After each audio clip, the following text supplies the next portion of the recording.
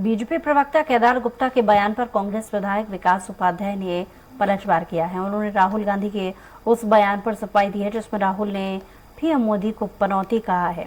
वहीं बीजेपी के 65+ वाले बयान पर विधायक विकास उपाध्याय ने कहा कि बीजेपी मुगालते में है, जो उनके नेता बोलते हैं उसका उल्टा ही होता है। राज्य में कांग्रेस की सरकार बन रही है। जो इंडिया लगातार हर मैच को जीतती रही, आखिरी का जो फाइनल मैच था, जो पूरे देश के तिरंगे झंडे की शान को बरकरार रखने वाला था, जो से देश के झंडे की आन बान को बहुत ऊंचा ले जाने वाला था, वो मैच को हम लोग हार गए। तो जरूर इस पर तो बात लोग कहते हैं और कहेंगे भी, पनौती कौन है ये साबित भी हो गया। और अब अगर मैच जीत जाते तो उस समय की बात कुछ और रहती, लेकिन मैच हारने के बाद अब वो स्वीकार नहीं कर रहे हैं कि वो पनौती के रूप में वहाँ ये चीजें हुई, और उसी को राहुल गांधी जी ने कहा है। देखिए, भारतीय जनता पार्टी मुगालते में है। जो उनके नेता बात करते हैं उसका उल्टा होता है। पिछले बार अमित शाह जी आए थे, 75 पार की बात कर रहे थे और 68 सीट से ज्यादा सीट पर कांग्रेस पार्टी जीत कर आई।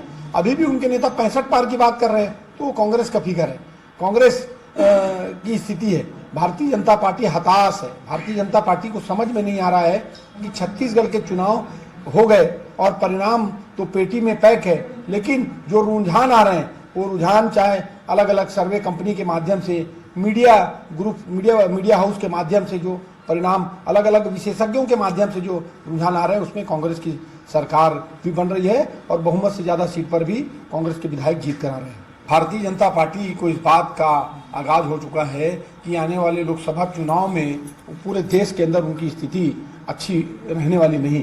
इसीलिए वो लोग अलग अलग तरीके से रूमर भी फैला रहे हैं और अलग अलग तरीके से इस बात की तैयारी की कोशिश भी कर रहे हैं कि हम लोकसभा चुनाव की तैयारी में भिड़ गए। लेकिन जिस प्रकार से हालात आज पूरे देश में हैं, जिन प्रदेशों में अभी विधानसभा के चुनाव हुए, उसके परिणाम भी बहुत महत्वपूर्ण साबित होंगे आने वाले लोकसभा चुनाव को लेकर।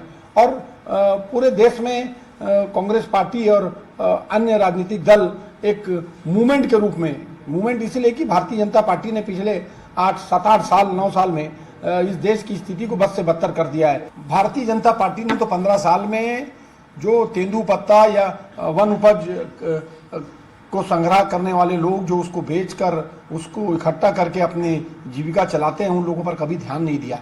कांग्रेस पार्टी ने हर चीज का दाम बढ़ाया और पैसा सीधा, डायरेक्ट ट्रांजिशन, कोई माध्यम नहीं, सीधा बेनिफिशियरी को पैसा देने का काम किया है।